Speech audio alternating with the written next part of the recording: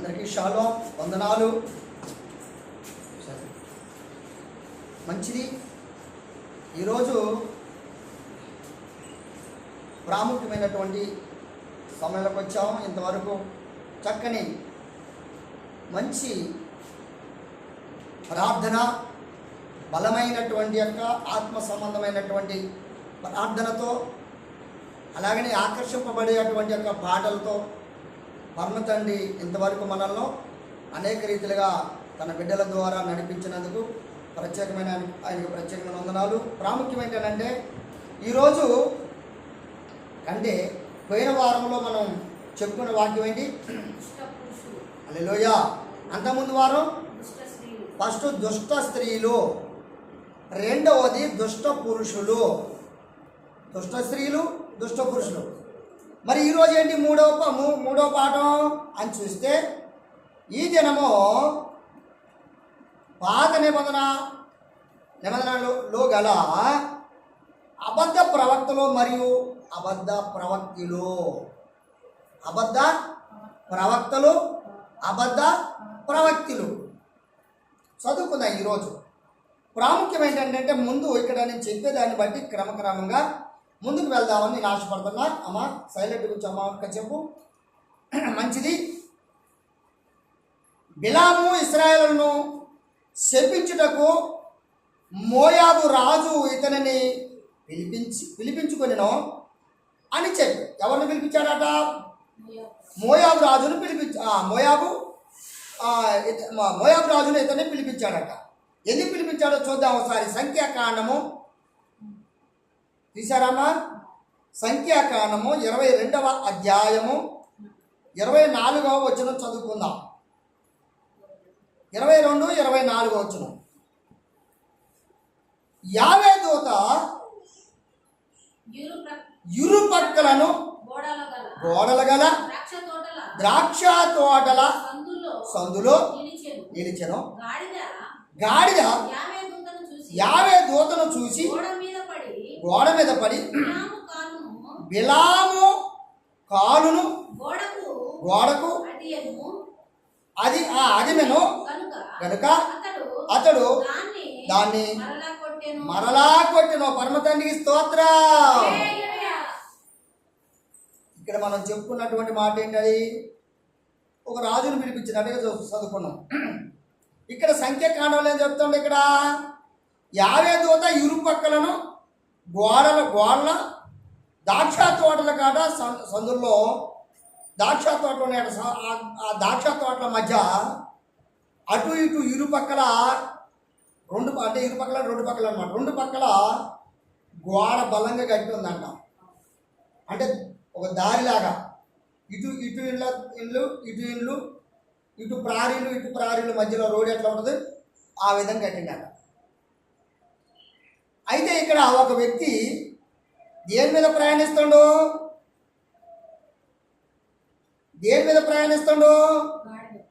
గాడిద మీద ప్రయాణిస్తాడు.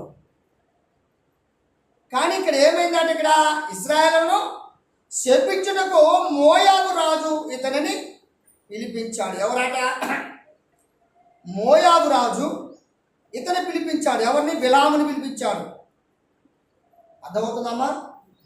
బోయాజు ఎవరట? ఆయన బోయాజు రాజు బిలామును ఇశ్రాయేలు ప్రజలందరినూ శపించుట కొరకు ఆయన అక్కడికి పిలిపించాడట. పిలిపిస్తే ఆయన వస్తా ఉండదు. ఆ రెండు ఇరుపక్కల మార్గంలో గాడిద మీద వస్తున్నట. గాడిద మీద వస్తున్నప్పుడు ఆ గాడిద ఏం చేసిందట? గోడల ద్రాక్ష తోటల సందుల్లో నిలిచెను. గాడిద యావే దూతను చూసి ఇక్కడ ఏం చేసిందట? అక్కడ వెళుతున్నటువంటి వాడు బిలాము ఏ విధంగా అయితే వెళ్తుండో ఆ మార్గంలో వానికి ఎవరు ఎదురొచ్చారట? కాదు, యావే దూత ముందు ఎదురొచ్చాడు. యావే దూత ఎదురు రాగానే అక్కడ గాడిద పిల్ల ఏమైపోయింది? నిలబడిపోయింది. అవునా? చదువమ్మా. యావే దూతను చూచి గోడ మీద పడి బిలాము ఆ, ఆ, గోడకు బిలాము కాలును గోడకు అదిమెను. అది మీద పరమ తండ్రికి స్తోత్ర. హల్లెలూయా. ఈనాడికి వెళ్తాడమ్మా. శపించడానికి ఇశ్రాయేలు. అబ్బా అట్లా అందించాలమ్మా మీరు. చూసారా, వీరు ఎవరు? వీరు దేవుని ప్రజలు, దేవుడు ఏర్పాటు చేసుకున్నటువంటి యొక్క ప్రజలు. ఈ ప్రజలను ఇతను ఎవరాటేనా? అబద్ధ ప్రవక్త అన్నమాట. వారిని శపించడం కొరకు మోయాబు రాజు అంట ఇశ్రాయేలు ప్రజలను అందరిని శపించడం కొరకు బిలాముని పిలిపించాడట. ఆయన వస్తున్నటువంటి మార్గంలో ద్రాక్ష తోటల మధ్య నుండి పోతుందంట. ఆ తోవకి ఎదురుగా యావే దూత ప్రత్యక్షమైంది. వచ్చి ఏమంటాడు చూడమ్మా. యావే దూత ముందు ముందు వెళ్ళుచు కుడివైపునను ఎడవైపునను చదవమ్మా తిరుగుటకు దారి లేని ఇరుకు చోటను నిలవగా గాడిద యావే దూతను చూచి బిలాముతో కూడా హల్లెలూయా. బిలాము ఏం చేయబడ్డాట? 27 వచ్చిన మళ్ళొకసారి చదువు అమ్మా. 22వ అధ్యాయం 27 వచ్చిన చదువుతున్నాం అమ్మ. నేను చెప్పింది అర్థం కాలేదమ్మా. 27 గాడిద యావే దూతను చూసి బిలాముతో కూడా కింద కూలబడినో. ఆగమ్మా, ఎవరి నుంచి ఎవరు కూలిపోయారు? యావే దూతను చూసి బిలాము గాడిద మీద కూర్చుంటే గాడిద బిలాము ఇద్దరు కాబట్టి ఏమైపోయారు? కూలిపోయారండి. ప్రేమైనటువంటి వాళ్ళు ఎందుకు ఈ విషయం చెప్తున్నాను తెలుసా? ఎప్పుడైనా దేవుని బిడ్డలను ఆటంకపరచాలని ఎవరైనా అలాంటి ఉద్దేశం కలిగి చెడు ఆలోచనతో ఒకవేళ ప్రయాణించినటువంటి వారు ఒకవేళ ఎవరైనా ఉంటే వారిని ఎవరు ముత్తుతారట? యావే వారు ముత్తుతారన్న సంగతి మర్చిపోవద్దు. స్వామి జాగ్రత్త. ఈ బిలాము ఎవరు? అబద్ధ ప్రవక్త. దేవుని ప్రజలైనటువంటి వారిని చెప్పించడం కొరకు మాత్రమే ఇతను పిలిపించుతున్నాడు. మార్గములో దేవుని దూత అంటే యావే దూత ఎదురైనప్పుడు వెంటనే ఆ దూతను చూసి గుర్రం గాడిద ఏం చేసిందంట? కూలబడిపోయిందండి. అడుగు పడలేదు. బిలాము ముందుకు అడుగు వేయలేదు. వారిని చెప్పించలేదు. ఈ కూలవాళ్ళు చూడండి. సామెతల గ్రంథము 14వ అధ్యాయము 16వ వచనం చూద్దాం ఒకసారి.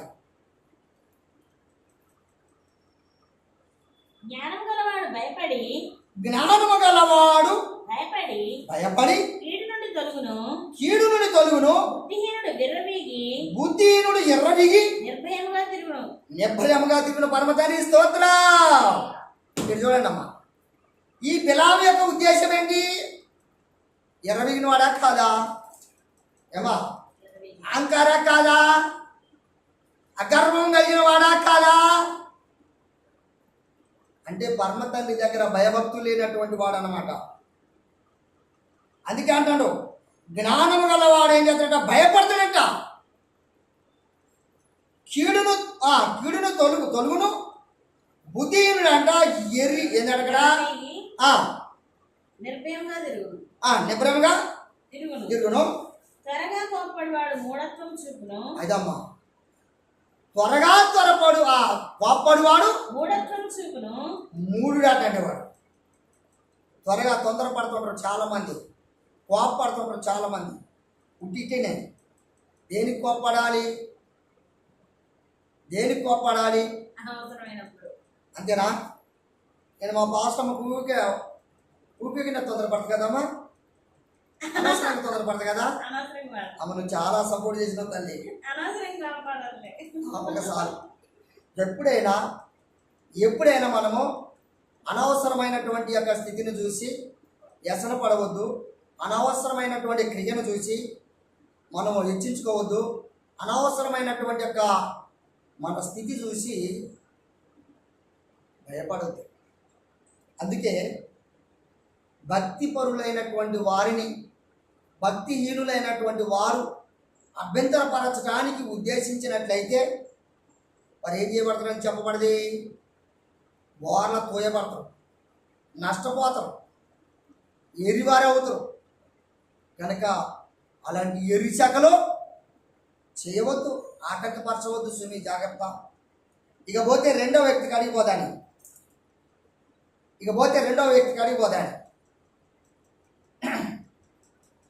బేతెలులో ముసలివాడైన ఒక ప్రవక్త ఇతడు దేవుని చేత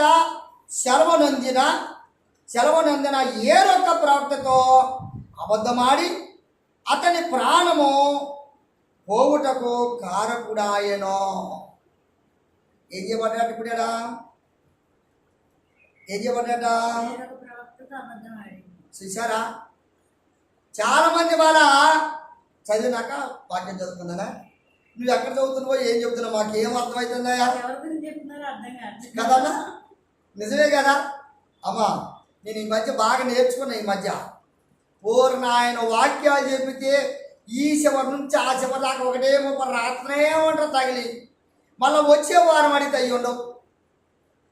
వచ్చే వారం నాటికి ఒక స్టోరీ ఉండదు, ఈ మాటలకు విలువ ఉండదు, ఈ మాటలు నిలబడవు కూడా. చూద్దాం ఒకసారి. మొదటి రాజుల గ్రంథము తీసారమ్మా, 13వ అధ్యాయము 11 నుంచి 10 వినపడదా? ఇప్పుడు నేనేం చెప్పిన అదే కానీ నేను చదివింది. ఇప్పుడు బేతేల్లో ముసలివాడైన ఒకడు ఇతని కుమారులలో ఒకడు వచ్చి బేతేలులో దైవజనుడు ఆ దినమున చేసిన క్రియలన్నింటినీ. ఆగమా, అక్కడ ఒక మాట నీకు రాసిలేదా? బేతేల్లో ముసలివాడైన ఒక ప్రవక్త ఉందమ్మా. అక్కడ ప్రవక్త అని చదవలేను, అందుకే నేను ఒకడన్న చదివిన కానీ ప్రవక్త చదవాలా.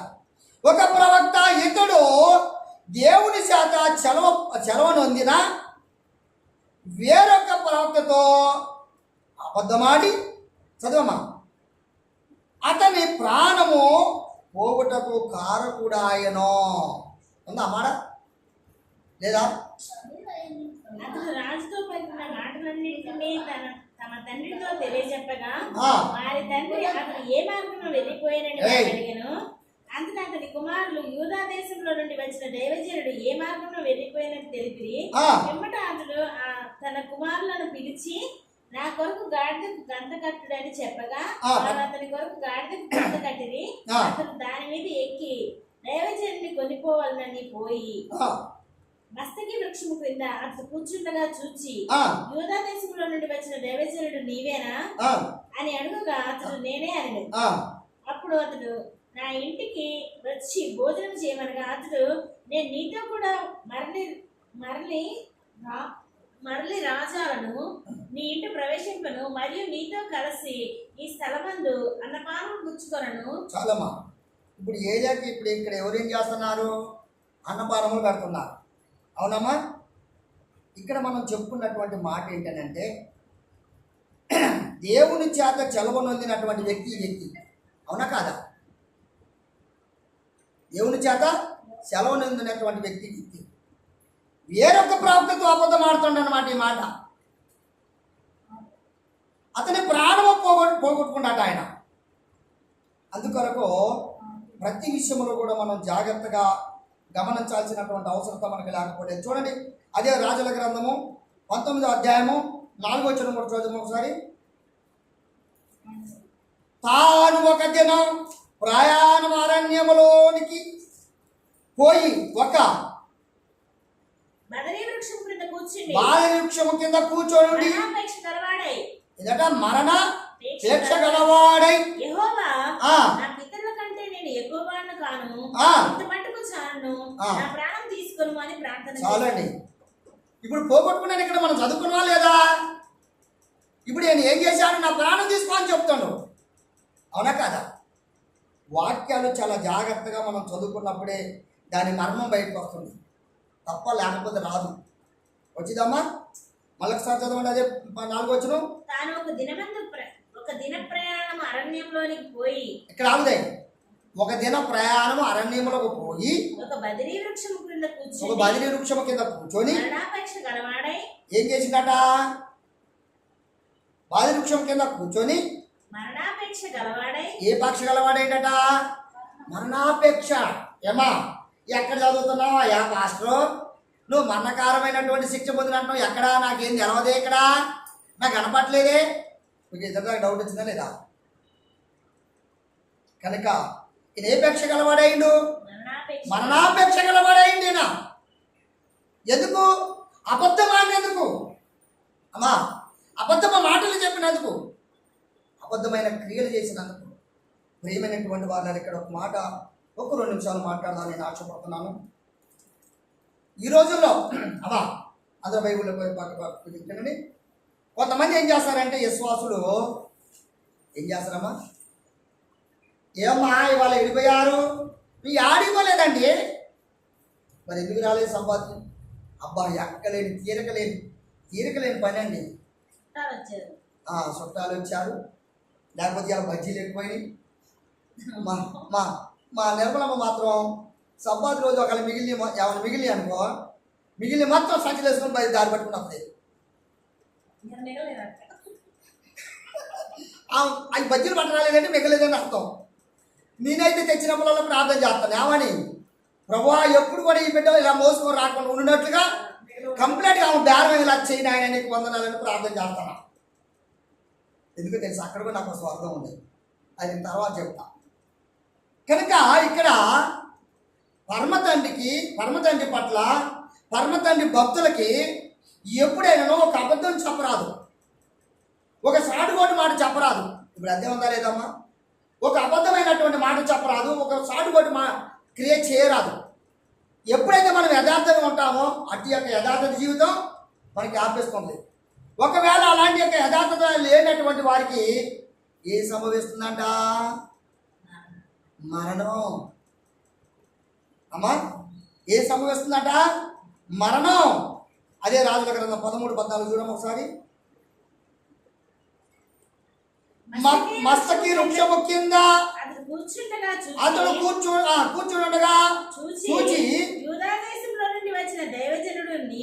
అబ్బా ఇక్కడ అంటానన్నమాట. ఇప్పుడు ఇంతకుముందు మనం చదువుకున్నాం కదా, ఏదమ్మా నువ్వు చెట్టు కింద కూకున్న దైవజనుడు నువ్వేనా అంటే కదమ్మా. చూసారమ్మా? అప్పుడు కనుగొన్నాడు, బుద్ధి వచ్చింది. ముందు ఇక్కడ ఏం సంభవించింది? దానికి మరణకారమైనటువంటి రూపం ఏర్పడింది, అవునా కాదా? అప్పుడు నీకు బుద్ధి వచ్చింది. ఆ వృక్షం కింద కూర్చున్నటువంటి వాడిని చూచి ఏమన్నానా?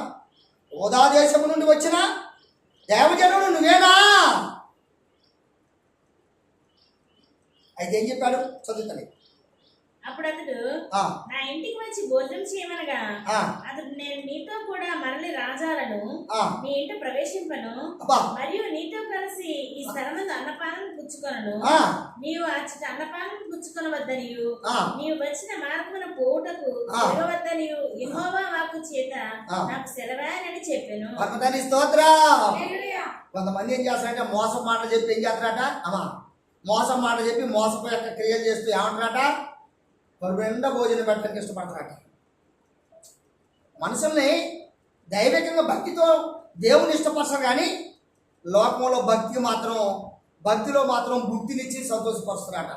ఈ రోజున సేవకులకు మంచి వరం వస్తుంది. ఇప్పుడు సేవకులు ఏం చేస్తారంటే, వారు ఎలాంటి వారైనా సరే, వారు ఏ పాపం చేసినా సరే, వారు ఎన్ని ఆటంక క్రియలు చేసినా సరే, దాని నుండి నీ అలా కొంత కానుకిస్తున్నా, మంచి భోజనం పెడుతున్నా, మటన్ తెస్తున్నా, లేక చికెన్ తెస్తున్నా, కడుపు నిండా పెడతా, తిను, నా కోసం ప్రార్థన చేయి. దేనికోసం చేయాలమ్మా? దేనికోసం చేయాలా? ఈ అబద్ధం కోసం నేను ప్రార్థన చేయాలా? ఈ అబద్ధం ఇంట్లో నేను అడుగు పెట్టాలా? ఈ అబద్ధం ఇంట్లో నేను భోజనం చేయాలా? అలా వద్దని నా తండ్రి సృష్టికర్త నాకు ముందే తెలియపరిచాడు. నువ్వు అబద్ధానికి నివాసము, నిలయము కనుక నా తండ్రి నీ ఇంట్లో అడుగు పెట్టొద్దని చెప్పి దైవజనుడు మాట్లాడుతుంది ఈరోజు. అవునా కదా? దైవజనుడు అక్కడ మాట్లాడుతాడు. ఈనాటి దైవజనులు ఎలా అంటారు తెలుసా? కొంతమంది మేము పసకా ఇచ్చేటప్పుడు పసకా భోజనం మనం చర్చికి వస్తే నేను ఎత్తున్నాను నేనంట. ఒక చోట ఒక ఇంటికి పోయాను నేను ప్రార్థనకి. పోతే ఆ ఇంట్లో నిన్నటి దినాన నెలశివరంట, నిన్నటి దినాన ఆరాధనకి వెళ్ళారు. అక్కడ రొట్టె కార్యక్రమం అట. కొంతమంది ఏం చేస్తారంటే నెలలో మొదటి వారం రొట్టెస్తారు, కొంతమంది రెండో వారంలో ఇస్తారు, కొంతమంది మూడో వారంలో ఇస్తారు, కొంతమంది చివరి వారంలో ఇస్తారు. కానీ అదే నేను పోయిన రోజు నిన్న జరిగింది రొట్టె కార్యక్రమం. ఇలా పోయిన ఇంటికి వాళ్ళ ఇంటికి పోతే అయ్యగారు అప్పుడే వచ్చాడు. నేను ఆడే కూర్చున్నా. అమ్మా మేడం చక్కగా మరి నేను రాలేదు, మరి ఏందమ్మా బాగా బిజీనా, ఎందుకు రాలేదు అని అడిగినా. అయ్యగారండి అవి చాలా తీరక పనులు ఉన్నాయండి. ఇక నేను ఇంత విస్తారమైన పనులుగా మార్తలాగా పెట్టుకున్నానండి, పేరు చెప్పను, మార్తలాగా పెట్టుకున్నానండి. అందుకొరకు నాకు టైం అయిపోయిందండి. అందుకొరకు నేను ద్రాక్షారసం రొట్టె తీసుకోవడానికి నాకు సమయం దొరకలేదండి. నేను అందుకే చివరిగా మీరు వస్తారని ఎదురు చూస్తున్నానండి. ఎవరు వస్తారని? ఈ పట్టపట్టోడి బుద్ధి ఉండాలా వద్దా? ఏమా ఈ పట్టపట్టోడి బుద్ధి ఉండాలా వద్దా? ఉండాలా వద్దా? ఎవరు బుద్ధి ఉండొద్దన్నా? అమ్మా గట్టే చెప్పండి తల్లి. హల్లెలూయా. నిజంగా దైవజామకుడు అంటే నాకు బుద్ధి ఉండాలా వద్దా? ఏమా నాకు బుద్ధి ఉండాలా వద్దా? ఖచ్చితంగా. కానీ నేనేం చేస్తానని తెలుసా? అమ్మ సరే అమ్మా రాకుండా మళ్ళీ ఇక రాపోయినా ఉండు. ఇక నేను దాక్షారం రొట్టె పట్టుకొచ్చాను, కానీ ఇంకో ఈ రొట్టె నోట్లో పెట్టి ఎంత సరసం నోట్లో పోతాను. ఆమెకు ఏమైందంటే అప్పుడు అబ్బా పరలోకము జయించినంత శక్తి వచ్చేసిందట ఆమెకి. ఇప్పుడు వీరిద్దరు ఏమైపోయారు? ఇప్పుడు అమ్మా మరణశాయి కాదా వీరికి? దేవుని ఆజ్ఞ మీరిన వారు కారా వీరు? రొట్టె కోసం ఆతురతపడి, నీ కానుకల కొరకు ఆతురతపడి, నీ గంట కొరకు ఆతురతపడి పోవటం సరేనా? నేను నెలకొకసారి మాత్రము మా నిర్మలం ఇంట్లో ప్రార్థన పెడుతుంటాం. అదే ప్రార్థన అంటే కొంతమంది వారం పెట్టుకుంటారు, కొంతమంది 2 వారాలు పెట్టుకుంటారు, కొంతమంది ఇంటి పెడతారు. మా నిర్మలమ్మకి ఏంటంటే ఆమె వ్యాపారి. ఒక వ్యాపారం కాదండి, 2 వ్యాపారాలు 3 ఉన్నాయి. పాపం మంచిగా కష్టపడుతుంది. దానికి నేను ఆటంకపరచడం అవసరం అంటా? ఏ రోజు నేను ఆటంకపరచడం.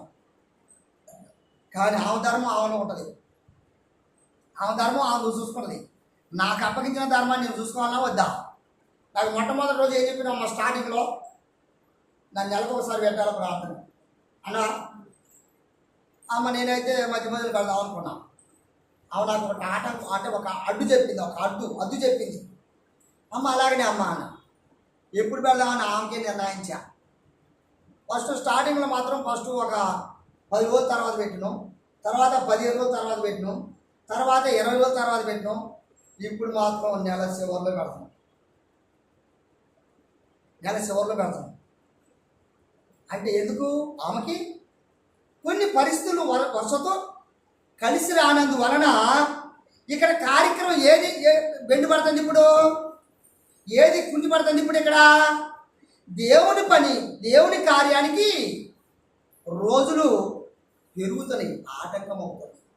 అనుకున్న టైం నేను మెచ్చట్లే. అమ్మా నీ పేరు చెప్తున్నాను మాత్రం ఫీల్ కాదు, ఎందుకని నువ్వు భయభక్తులు ఉన్నావనే చెప్తాను నేను.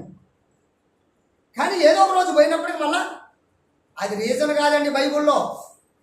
అది వాక్యానుసారంగా వచ్చేటువంటి ఒక ఆరాధన సమయం కాదది. పోనీ పెద్దకోస్తు కాదు, పోనీ అంతకంటే ముందున్నటువంటి యొక్క వర్ణచాల కాదు, అంతకంటే ముందున్న ఇంకా కొన్ని పండుగలు. పస్కా మొట్టమొదటిగా వచ్చేది పస్కా పండుగ, అంతకంటే కాదు. రెండోది పులిహోర రొట్టెల పండుగ, అంతకంటే కాదు. మూడోది పెద్దకోస్తు పండుగ, అంతకంటే కాదు. ఈ విధంగా పండుగలన్నీ రావు. ఆ కూడిక పెట్టిన టైంలో ఏదో సమయంలో వచ్చి రావచ్చు, కానీ అందరూ పోతాయి. పోయినసారి పట్టచాల పండుగ వచ్చింది కదమ్మా, మంచి వేడుకలు జరిగింది వాళ్ళ ఇంట్లో, క్రమంలో జరిగినాయి. కనుక ఇక్కడ ఏం చేస్తారు, దైవజనుని చూసి ఏం చెప్పాడు, ఏలి అనే దైవజనుని చూసి ఏం చేశాడు, పిలిచారండి, మా ఇంటికి భోజనం చేద్దామని పిలిచాడు. పిలిస్తే ఏలియా, భక్తుడైనటువంటి ఏలి ఏం చేశాడు, నేను రాను అన్నాడా లేదా?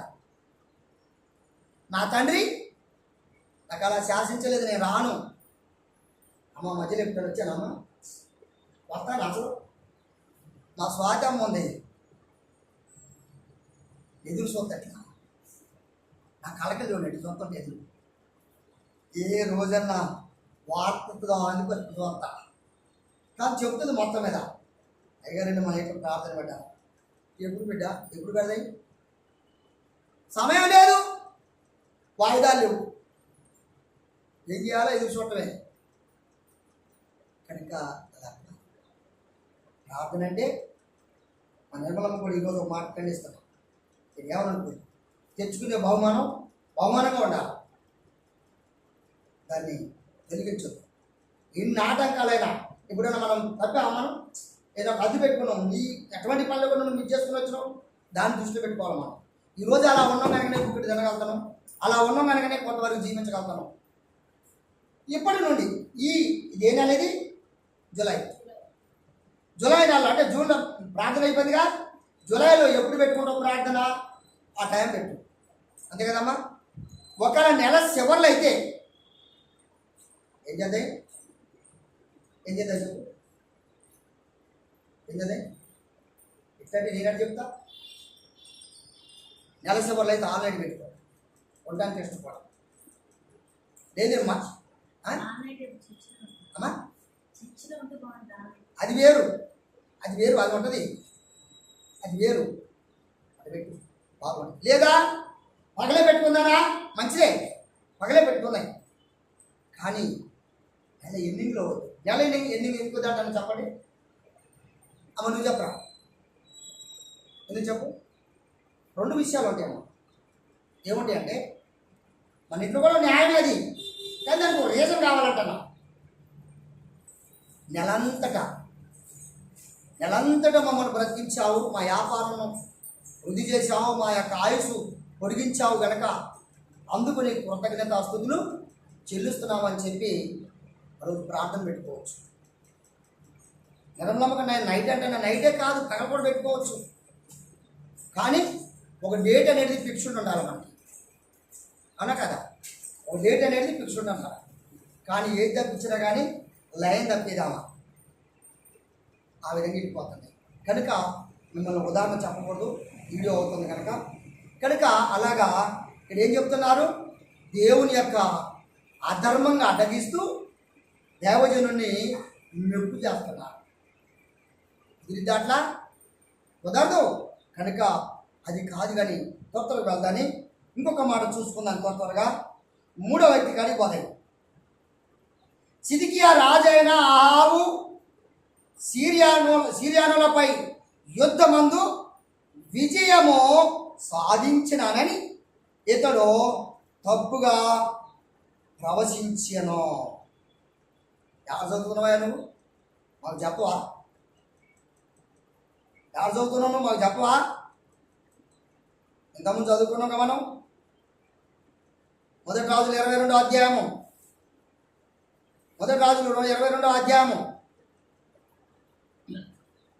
తీసారామ్మా?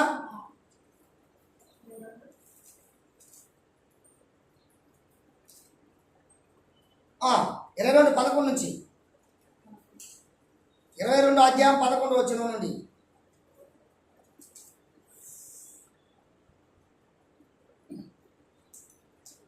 కేనాను కుమారుడైన సిద్కియా ఇనుప కొమ్ములు చేయించుకొని వచ్చి ఈటి చేత నీవు సిరియాలను పొడిచి నాశనము చేతువని యావే చదువుచున్నానని. హల్లెలూయా. అమ్మా, ఏం జరిగిందమ్మా ఇక్కడ చెప్పండి. సిద్కియా రాజైన ఆగు సిరియాలను సిరియాలను పొడిచి నాశనం చేతులని ఏం చేయాలనుకుంటాట? పొడిచి నాశనం చేద్దాం అనుకుంటాట. అవునా కదమ్మా? అయితే ఏమైంది? చదువు మళ్ళగానే ప్రవక్తలందరూ 11 వచ్చిన మళ్ళీ కెనయానా కుమారుడైన సిద్కియా ఇనుప కొమ్ములు చేయించుకుని వచ్చి వీటి చేత నీవు సిరియనులను పొడిచి నాశనం చేతులని యెహోవా సెలవిస్తున్నాడని చెప్పి. ఇప్పుడు ఈ మాట నిజంగా యావే తండ్రి చెప్పాడా?